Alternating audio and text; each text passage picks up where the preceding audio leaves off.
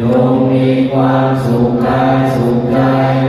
รักษาตนให้พ้นจากทุกข์ภัยทั้งสิ้นเถิด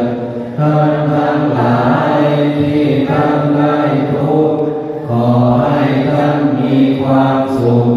ท่านทั้งหลายที่ทั้งได้สุขขอให้สุขยิ่งขึ้นไปสัพเพสัตตา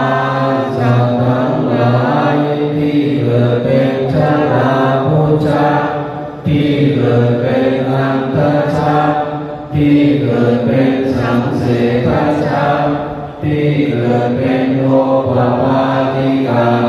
จงมารับส่วนกุศลผลบุญให้ทั่วทุกทั่วผลบุญกุศลนี้แผ่ไปให้ไพศาลถึงบิดามารดาครูอาจารย์ทั้งลูกหลานญาติมิตรสนิทกัน